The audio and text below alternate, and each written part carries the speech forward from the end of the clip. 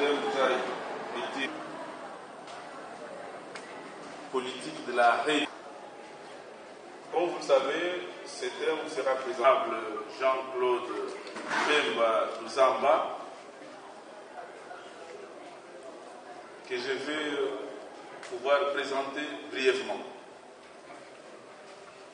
Vous savez que lorsqu'on a une bibliographie de plus de 2 pages, on ne peut pas se mettre à tout lire. On va, en quelques mots, résumer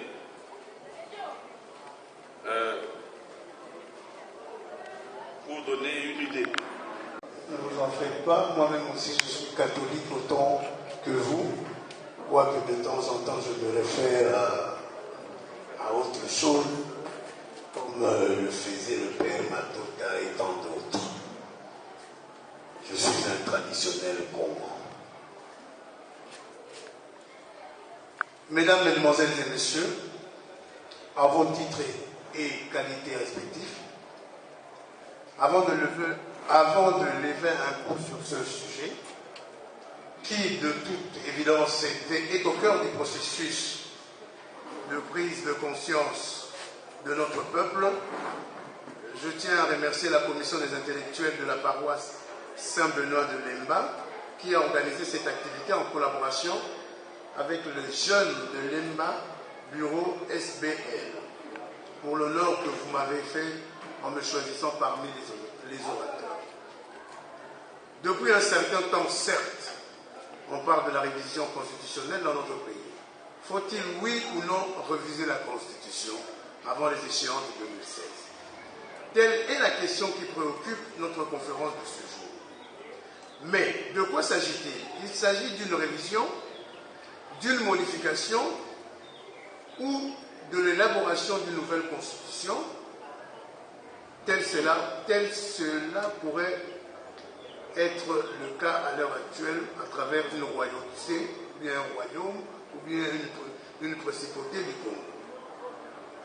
Bref, histoire de notre Constitution dans notre pays. La Constitution de 18 février 2006, puisque c'est elle qu'il s'agit, n'est pas la première Constitution que connaît notre pays. Elle s'inscrit dans une histoire qu'il convient de connaître pour ne pas répéter les mêmes erreurs. Aussi, je m'en vais brièvement donner une petite histoire de la Constitution de notre pays dans tout ce que je veux dire. Je m'inspire du livre du professeur Jacques Joly sur le droit constitutionnel paru aux éditions L'Harmattan en 2013. 1. La loi fondamentale de 1960. Nous sommes en 1960. Le pays se prépare à célébrer son ascension à la souveraineté nationale. Il fallait donc le doter d'une loi fondamentale, c'est-à-dire d'une constitution, ce qui fut fait le 19 mai 1960, un mois avant la célébration de l'indépendance du pays. Élaborée suivant les principes définis à la table ronde de Bruxelles, la loi fondamentale de 1960 est une constitution de 259 articles qui présente les caractéristiques suivantes. Elle est une charte octroyée par le Parlement belge avec beaucoup de bonne volonté. Les Belges offriraient aux Congolais ce qu'ils avaient de mieux, c'est-à-dire une copie conforme de leur propre constitution. Elle est une constitution provisoire. Ceci est précisé dans son article 3 qui dispose: les dispositions qui suivent resteront en vigueur jusqu'à la mise en place des institutions publiques qui auront été organisées par la Constitution. 2. Elle est une constitution étrangère. La loi fondamentale de 1960 est une loi ordinaire belge. En effet, c'est le Parlement belge et les experts belges qui ont élaboré les textes qui, une fois adopté, sera promulgué par le roi de Belge le 19 mai 1960. Elle est une constitution de compromis. Compromis entre le Belge, entre la Belgique et le Congo. Compromis entre les unitaristes et les fédéralistes. 5. C'est une constitution ambiguë.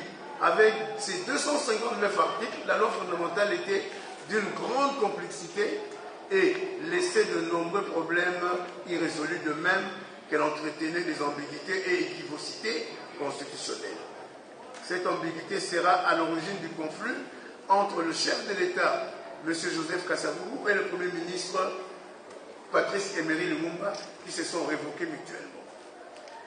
La constitution de Loubo-Louabo en 1964, étant donné que la loi fondamentale de 1960 n'était qu'une constitution provisoire, il a fallu que le pays se dote d'une véritable constitution. Le président Joseph Kasavubu, premier chef de l'État du Congo, par ordonnance numéro 278 du 27 novembre 1963, va créer une commission nationale chargée d'élaborer une nouvelle constitution dont la présidence est confiée à Joseph Iléo Songo et le secrétariat à Marcel Liao. Les deux ont été désignés par ordonnance numéro 295 du 13 décembre 1963. La commission est assistée par des experts internationaux. La constitution de Loulo-Louabo, avec ses 204 articles, promulguée le 1er août 1964, a opté pour une structure fédérale du pays. Mais ce fédéralisme est assourdi ou inhumé.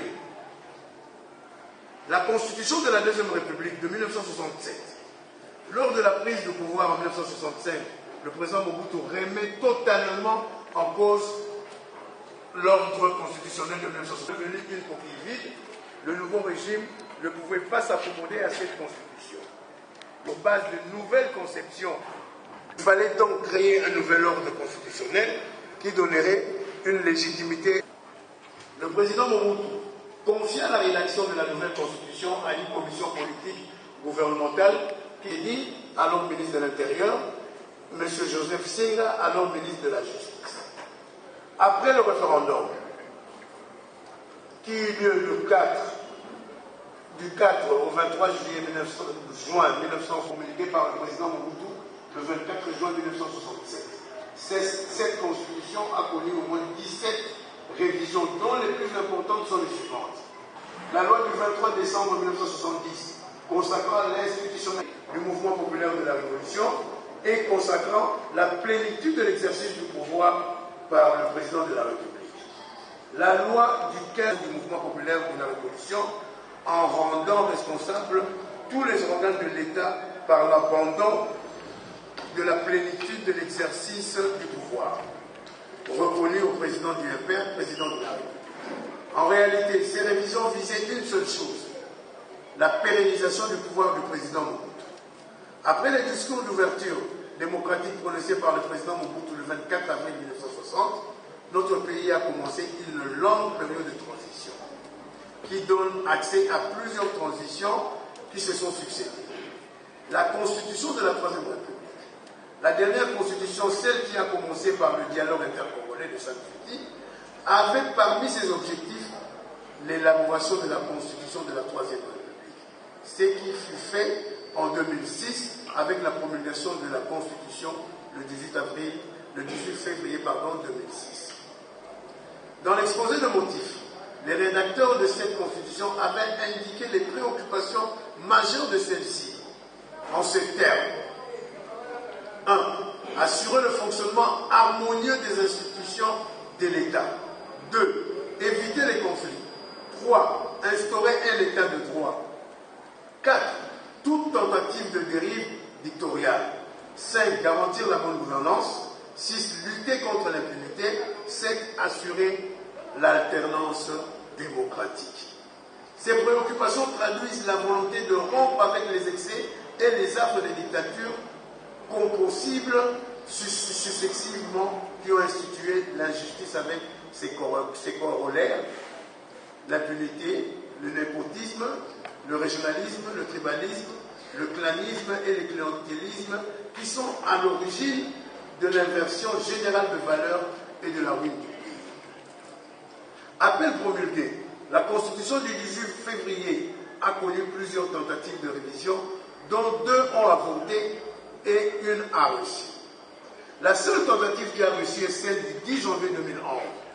Inscrit à l'ordre du jour de la session extraordinaire de décembre 2010, le point relatif à la révision constitutionnelle fut introduit par une proposition de loi portant révision de la Constitution de la République démocratique du Congo du 18 février 2006. Cette initiative était signée par plus de 350 députés, essentiellement de la majorité présidentielle. très caractéristiques communs à toutes ces constitutions. Toutes ces constitutions présentent deux traits caractéristiques communs. Des textes taillés sur mesure et des textes écrits par des étrangers directement ou indirectement. Les constitutions dans notre pays, et particulièrement du 18 février 2006, sont comme des costumes taillés à la mesure de ceux qui sont désignés à la tête de notre pays par le maître du monde, les faiseurs de rois. Si la taille change, le couturier, qui est le législateur, adapte le costume à la nouvelle taille de celui qui va le porter. Si le costume ne convient plus, on coud un autre costume. Depuis la loi fondamentale de 1960 jusqu'à la Constitution du 18 février 2006, tous nos textes de Constitution portent la marque de l'étranger. La loi fondamentale a été élaborée par le Parlement belge et promulguée par le roi de Belge. La Constitution du 18 février 2006 a été élaborée par des experts belges de l'Université de Liège. Bref, nous pouvons dire que ce sont des constitutions qui sont écrites par les autres. Ainsi, la colonisation se perpétue. Il est bon de rappeler les propos de M. Kabila dans lesquels il dit qu'on doit éviter de vouloir régler tout dysfonctionnement éventuel des institutions par une révision constitutionnelle. Je ferme la parenthèse. Dans son discours devant la nation le 6 décembre 2007. L'histoire de notre pays nous montre que la révision de la Constitution sont faites pour permettre la pérennisation du pouvoir en place. Or, un régime démocratique est caractérisé par une alternance au pouvoir. Pérenniser un pouvoir nous engage dans une dérive dictatoriale et autocratique. Pour répondre de la manière rationnelle et intelligente à la question de l'opportunité de réviser la Constitution, il faudrait commencer par savoir quels sont les articles que l'on veut réviser et quel est l'intérêt supérieur de la nation qui l'exige. 4. Projet de loi pour la révision constitutionnelle. Sous la présidence du Premier ministre Augustin Matata Ponyo, la 23e réunion extraordinaire du Conseil des ministres du lundi 9 juin 2014 à la cité de l'OUA a examiné et adopté 4 projets de loi présentés par le ministre de l'Intérieur, Sécurité, Décentralisation et Affaires coutumières, M. Richard Liège. 1. Le projet de loi portant organisation des élections urbaines, municipales et locales. 2. Le projet de loi portant organisation des élections provinciales, sénatoriales, des gouverneurs et des vice-gouverneurs. 3. Le projet de loi portant organisation des élections présidentielles et législatives. 4. Le projet de loi portant révision de certains articles de la Constitution tels que modifiés par la loi numéro 11/002 du 20 janvier 2011 portant révision de certains articles de la Constitution de la République démocratique du Congo. Justification du gouvernement. Ces projets de loi sont la résultante d'une évaluation rigoureuse des élections de 2006 et de 2011. Ces évaluations ont mis à jour la nécessité de réaménager le cadre légal qui régit les élections dans notre pays. B. Il s'agit pour le gouvernement d'une part de corriger les faiblesses qui ont été à la base de ces dysfonctionnements observés lors de ces 2 scrutins et d'autre part de finaliser la décentralisation instituée par la Constitution de 2006 au moyen de l'organisation effective des élections au niveau local. C. La seule loi adaptée et promulguée en 2006 qui fixe à ce jour les conditions d'organisation des élections présidentielles, législatives, provinciales, urbaines, municipales et locales a révélé dans son application des difficultés d'ordre divers, liées notamment à la spécificité de chaque type d'élection, de sorte que la République démocratique du Congo n'a pu organiser à ce jour aucune élection urbaine, municipale et locale. D. En rapport aux élections provinciales, sénatoriales, des gouverneurs et des vice-gouverneurs, qui n'ont été organisées qu'une seule fois au cours de ces 8 dernières années, le gouvernement a considéré que pareille asymétrie est porteuse de graves dysfonctionnements. E. Il a pris l'initiative de dissocier les différents scrutins en dotant chacun d'eux des règles spécifiques et adaptées afin de rendre plus aisée leur organisation et consolider ainsi le processus démocratique. Président Joseph Kabila, le 23 octobre 2013, devant l'Assemblée et le Sénat réunis en congrès, comme les délégués à ces assises, comme vous le savez, les concertations, dira ceci: je suis pour le respect par tous de l'esprit et de la lettre de la Constitution de la République démocratique du Congo dans son ensemble, telle qu'adoptée par référendum populaire en 2005. Comme vous le savez, il a pu en dire encore d'autres. Le 12 juin 2012, interviewé par les médias étrangers, le président Kabila dira qu'il jurait en tant qu'officier supérieur des forces armées de la République démocratique du Congo et chef suprême des FARDC qu'il ne touchera ni à la révisitation constitutionnelle et surtout pas qu'il briguera un troisième mandat. La majorité présidentielle à travers l'honorable Christophe Lutundula à Jeune Afrique début septembre 2013. L'article 220 de la Constitution constitue la synthèse de tous les acquis de la lutte pour les libertés depuis Lumumba. On n'y touchera pas. Et Joseph Kabila en est conscient. D'ailleurs, il n'y a aucune thématique dans les concertations nationales qui conduit à la modification de cet article. Là, nous pouvons faire un petit pont.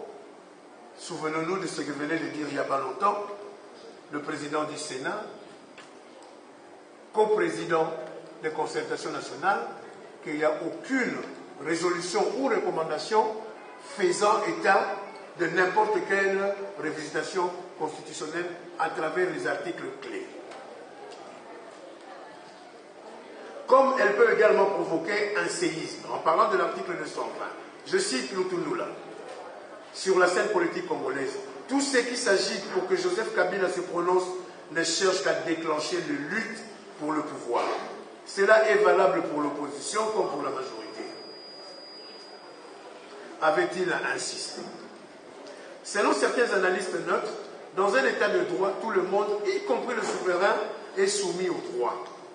Juridiquement, le peuple est révolu du prince au-dessus de la loi et n'est légiférant que pour ces sujets.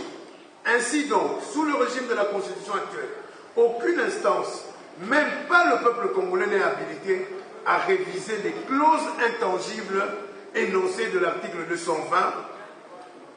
En revanche, cet article peut être réformé si l'on veut intangibiliser d'autres dispositions fondamentales et non en tangibilisant les dispositions irréformables, argue-t-il.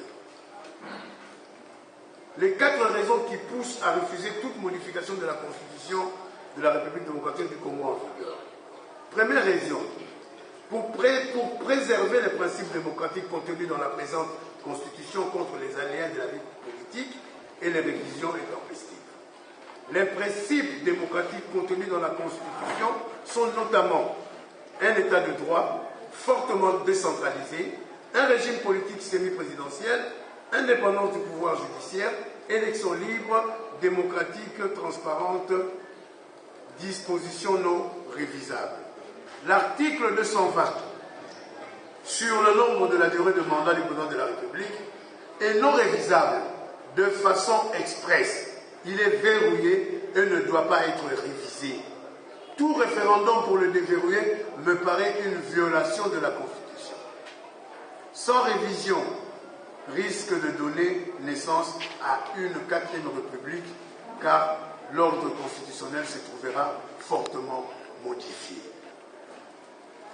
L'article 197 sur l'élection des députés provinciaux au suffrage universel direct est également non révisable, mais de façon tacite, car il est lié à l'article 220. Et l'article 220 de toute sa substance.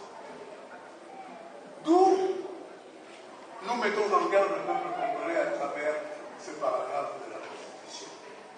Quand on touche l'article 197, directement le 220 aussi, donc, soit nous allons à une nouvelle constitution, comme je vous disais tout à l'heure, soit acceptons que puisse naître des cendres de la Troisième République.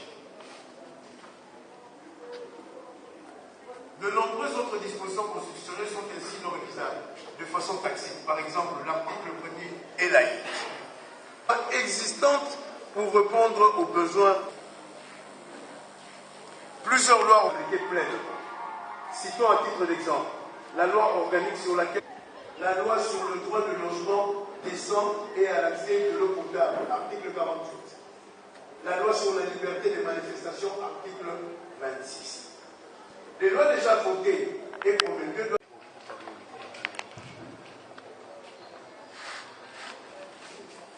L'initiative de la révision constitutionnelle revient au président, au gouvernement et à la population. Aujourd'hui, nous sommes le 28 septembre. Le gouvernement a déjà déposé le projet de la révision constitutionnelle sur le bureau du Parlement.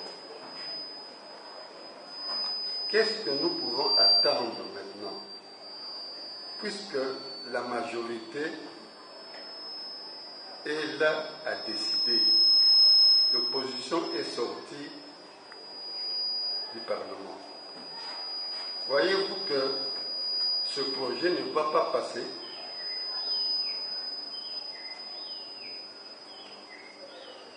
En second lieu, ne voyez-vous pas que le président de la République, il y a 2 ou 3 jours, à la tribune des Nations Unies, il a donné à qui? Au calendrier normal que nous décrions maintenant. C'est que, en acceptant les élections en 2015, ipso facto, la Constitution sera modifiée. À moins que je m'abuse. Pour suivre l'exposé de l'honorable, je me suis rendu compte que c'est un ancien politicien, un conseiller du chef de l'État, le président Mobutu Kineki. Est-ce que si vous ne voulez pas que la Constitution soit révisée, est-ce que ce n'est pas une façon d'envisager le retour en force dans le pouvoir, étant donné que le président Mobutu avait fait 30 ans au pouvoir pendant que vous étiez à côté de lui? Une deuxième préoccupation, pourquoi les opposants de notre pays s'attaquent à Kabila comme individu au lieu de s'attaquer au système politique? Quatrièmement, où en sommes-nous avec l'opposition en général? Parce que jusque-là, il n'y a pas une position ferme, c'est l'opposition. Nous, les jeunes, qu'est-ce que nous pouvons retenir de notre opposition pour 2016? Merci. Premièrement, je veux savoir, parce qu'officiellement, rien n'est dit de la révision constitutionnelle. Sur la table à la rentrée parlementaire de septembre, cette question n'est pas sur la table. Alors, sur quoi fondez-vous cette accusation? Qu'est-ce qui fait dire que le gouvernement en place tente de réviser la Constitution? C'est la première question. Alors, la deuxième, vous avez donné des raisons. Vous avez donné des raisons qui poussent. Vous avez dit raisons pour dire non à la révision constitutionnelle. Parmi les raisons, vous avez parlé de préserver les principes démocratiques et assurer l'application de la lutte pour assurer la sécurité de la population et tout consort. Et si le gouvernement en place tient quand même à réviser cette constitution, nous savons tous que l'opposition est minoritaire.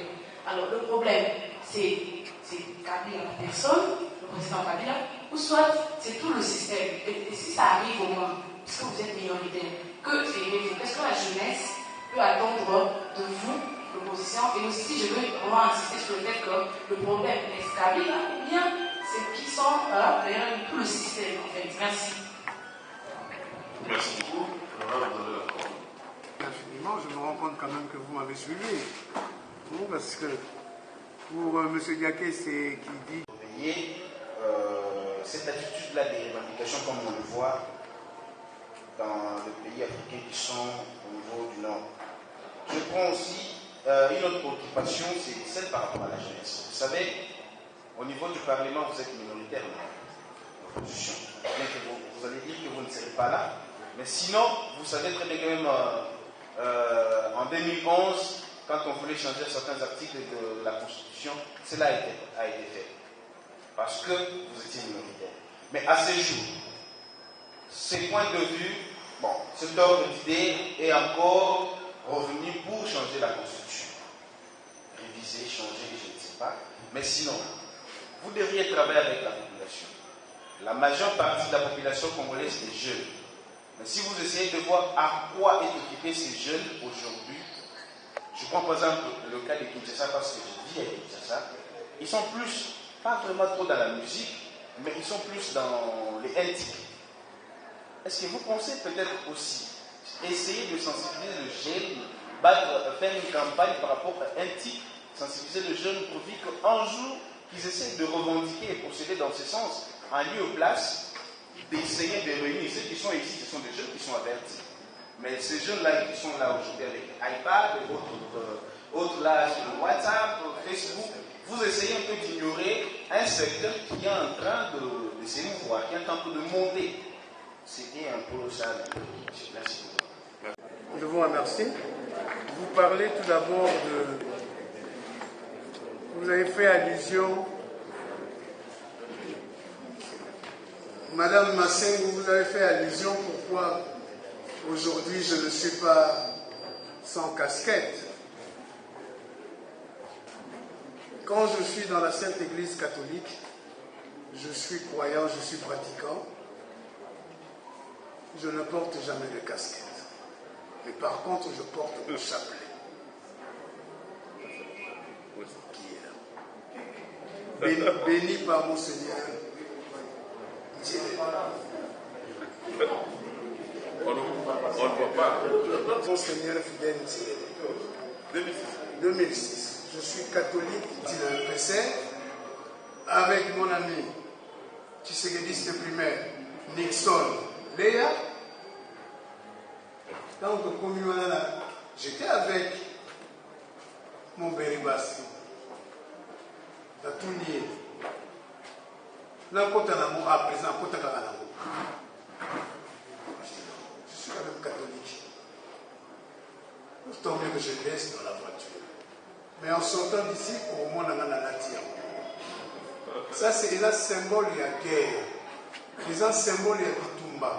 C'est un symbole de la reçu. Pour le Tien Tshisekedi, la Potisi Bissona. Madame, moi j'ai été révélé à Kassangoulou avec 18 711 voix. Le second avait 3015. Le deuxième, 3015. Et puis,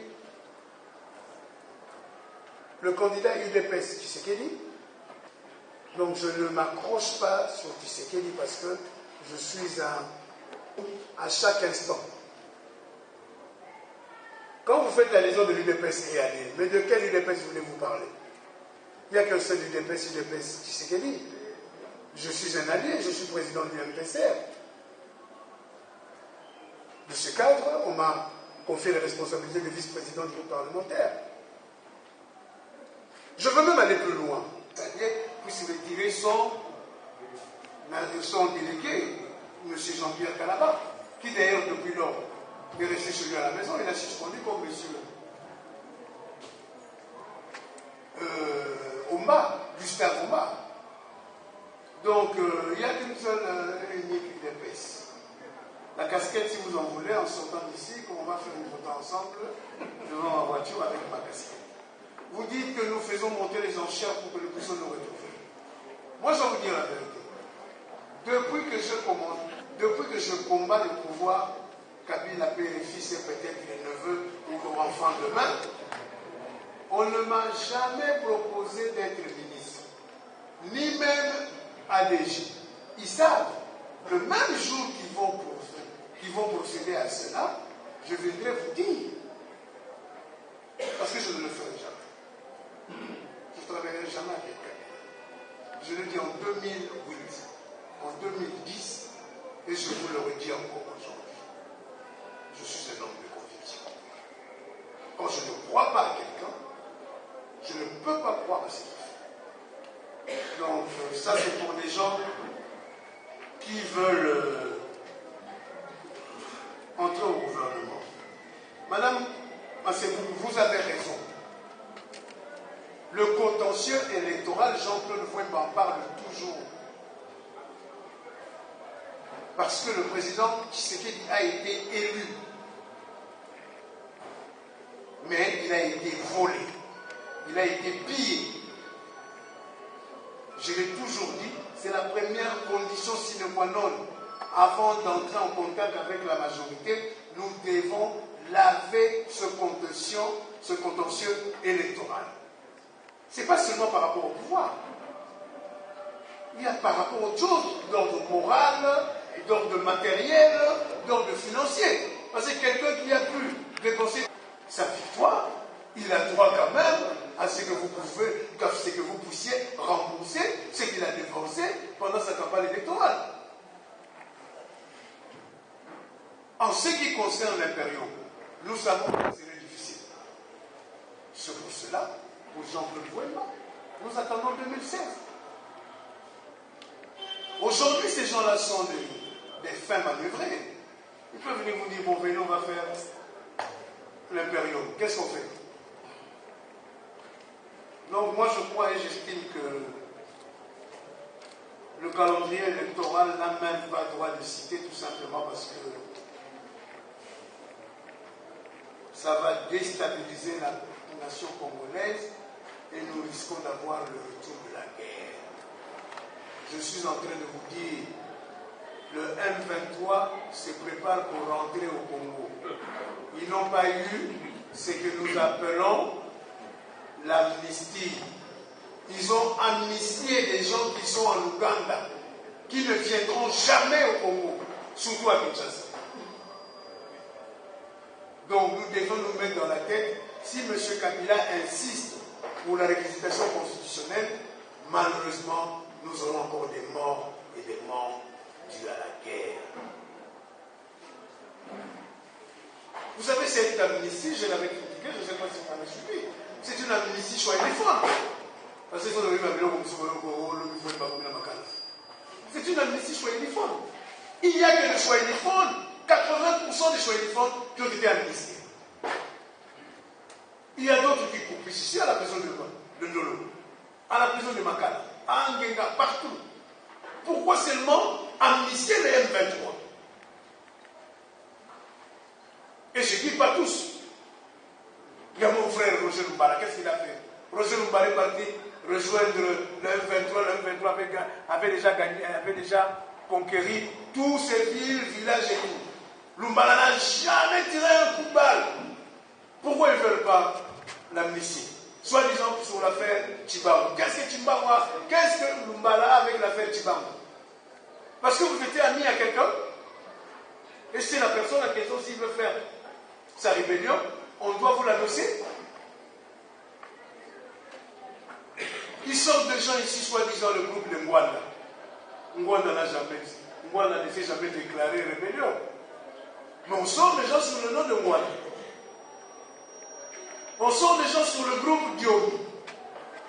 Qu'est-ce qu'a fait les gens de Diomi pour repousser les gens Diomi qui voulaient faire? C'est la fin de la conférence de à la paroisse Saint-Benoît. J'invitais c'était l'honorable Fouemba. Nous sommes toujours pour pousser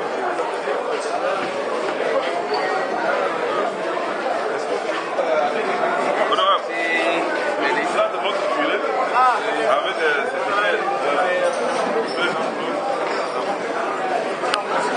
des Osaka. Nazarika. Amidiki tu kutunakatedi.